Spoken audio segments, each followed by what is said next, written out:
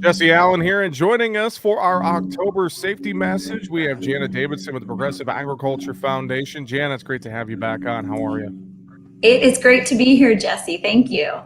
Well, this month is a interesting month as it's National Protect Your Hearing Month, and I feel like that is almost perfect timing, Jana, with harvest in full swing and being around, heavy equipment and loud machinery and just everything going on around the farm. It's obviously a year-round issue, but I feel like this is kind of almost perfect timing for October to be National Protect Your Hearing Month. So let's just talk about that a little bit as we kind of get into a discussion here about the health of our hearing, Jana.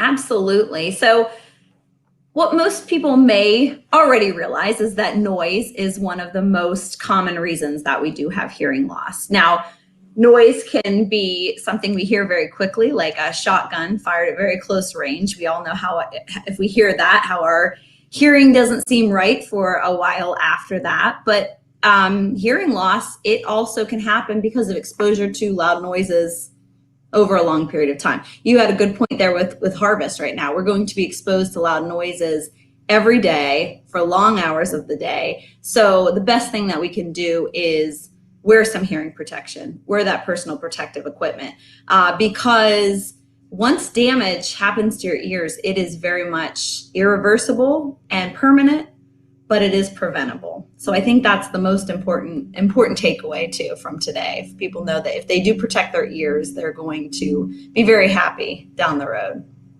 Well, and you brought up a great point. There's some of that PPE, that personal protective equipment, can be a very, very big key. Whether it's whether we're talking just little earplugs or big earphones or whatnot, it could be a big thing. But what about children? They're going to be around some of this too, and obviously we want to protect their hearing with them being so young in many cases. That's also a very big priority. So would that be kind of some of the same things that kids could do, is look at wearing earmuffs, some of that PPE? What are some things we should watch out for with our children? Absolutely. Well, the children are sometimes can be a little bit different because sometimes their exposures may be different than ours.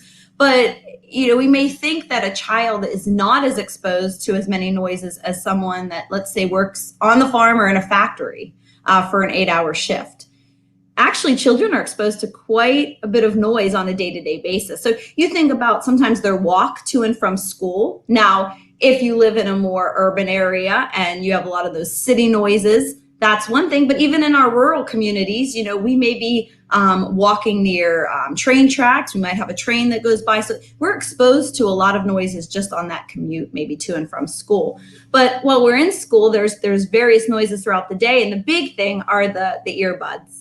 So whether they're listening for pleasure, whether they just have their music in, or sometimes they're connected now on their iPads in school and they're working on things. A lot of children tend to put that up at the highest volume, and that exposure can be very, very detrimental. So we try to talk to children about different ways that they can control the noises that are around them. And there's really 3 key ways. And I think this is important for all of us, whether you're a young one or you're young at heart, you can do these to really protect your hearing, and that is by protecting your ears using, as we already talked about, earplugs or earmuffs. Again, find out what your exposure is to the noise. I'm sure a lot of equipment too have recommendations as to the type of hearing protection that you should be using, but they're so prevalent. It's so easy to get your hands on personal protective equipment and PPE regarding hearing. And sometimes you can find where folks can give it away for free because they do want you to protect your hearing. So wearing the earplugs, earmuffs are really important. Another thing we can all do is walk away.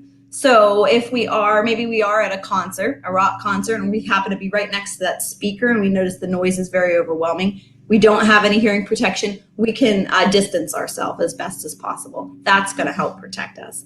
And then the last thing is probably one of the simplest things. If we have control, we can turn it down. So that's really where it plays a part with our young ones, where they are listening to that music.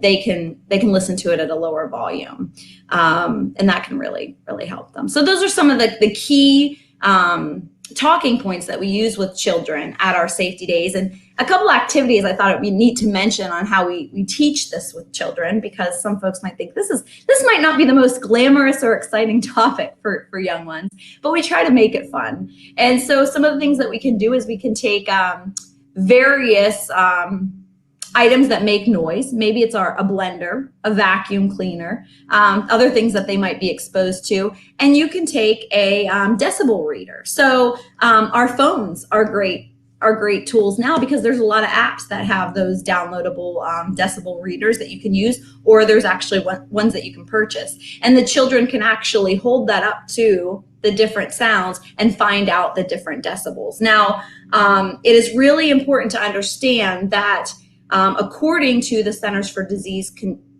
Control and Prevention, that any noise or sound level over 85 decibels or anything that exceeds that really is when you should be wearing hearing protection. So that's a good way for the children to understand what are these noise levels, because things that they're exposed to on a day-to-day basis, they have no idea the damage that it can do. So that's a fun activity. The other cool thing that we do is something using pipe cleaners, or sometimes people call them those fuzzy sticks.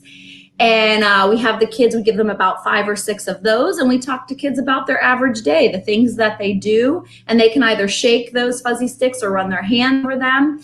And we talk about, the different sounds that they can hear throughout their day. And we mention things from light sounds to, the lawnmower running next door, or going to that rock concert. And then by the end of that activity, those pipe cleaners are going every which way, every direction. So we ask the children to try to put them back together, straighten them out, and they just don't do that.